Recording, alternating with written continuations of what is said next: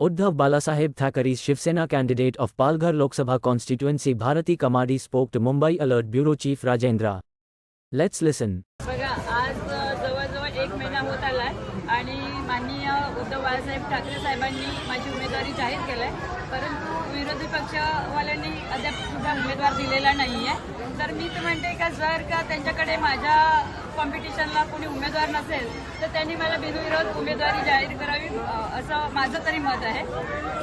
आज तुम्ही इथे पालघर तालुक्यातील दांडी ग्रामदेवतेच्या यात्रेला आलेला आहात, तर आता एवढं MIDCचं पोल्युशन आहे, तुम्ही दिल्लीमध्ये खासदार म्हणून गेल्यानंतर ह्याबद्दल कसं आवाज उठवणार? बघा, आज मी दांडी गावामध्ये उद्धारी मातेचं दर्शनासाठी आले होते आणि आता माझं दर्शन झालेलं आहे. ह्या गावात मी आल्यावरती मला असं आढळून आलं की बाजूलाच आपलं वाढवण बंदर रद्द करण्यासाठी आपण जो लढा देत आहोत सगळेजण, तर त्या लढ्यामध्ये मी पण त्यांच्यासोबत सहभागी आहे. त्याच्यानंतर जिंदाल जेटी आहे जी रद्द करायला पाहिजे, कारण का इथेच्या लोकांना त्या जेटीचा काहीच फायदा नाही आहे. त्याच्यानंतर ही आता मी बघितलं की मंदिराच्या समोर एक खाडी आहे, त्या खाडीवरती ब्रिज बांधून जे जवळची गावं आहेत त्यांना लवकरात लवकर कसं कनेक्ट करता येईल त्याच्यासाठी मी प्रयत्न करेन. बाजूलाच आपलं 3 पोर्ट आहे, BRC आहे, जिथे आपले कामगार 15-15 वर्ष झाली कॉन्ट्रॅक्ट बेसिसवरती काम करत आहेत, तर त्यांना परमनंट करून घेण्यासाठी मी एक लढा तिथे दिल्लीमध्ये देईन. आणि अशा प्रकारचे बरेच काही कामं आहेत जी आपल्या जिल्ह्यासाठी पोषक आहेत. अशा कामासाठी मी दिल्लीमध्ये जाऊन लढा देणार आहे. मॅडम, आत्ताच तुम्ही पाहिलं असेल वाढवण बंदराबद्दलचं जी आपल्या मच्छीमारांची एक नौका व्यापारी जहाज आणि त्या जहाजाला अक्षरशः ढोकून आणि पळ काढून घेतला.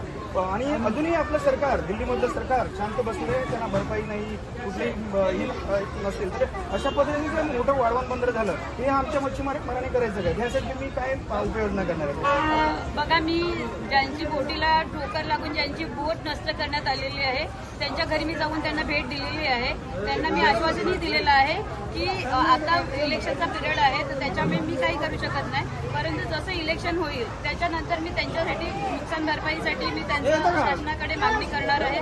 जसं तहसीलदाराने त्यांचा सर्वे केलेला आहे, तर तो सर्वे करून लवकरात लवकर त्यांना कशी मदत भेटेल त्याच्यासाठी प्रयत्नशील आहे.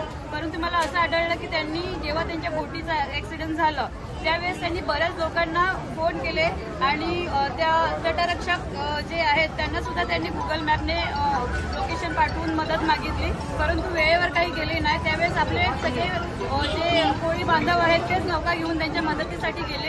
ही खूप लाजिरवाणी गोष्ट आहे की हे केंद्र सरकार करत काय आहे, म्हणजे मच्छीमारांना फक्त आश्वासन देत आहे ना, त्यांच्यासाठी काहीच करत नाही.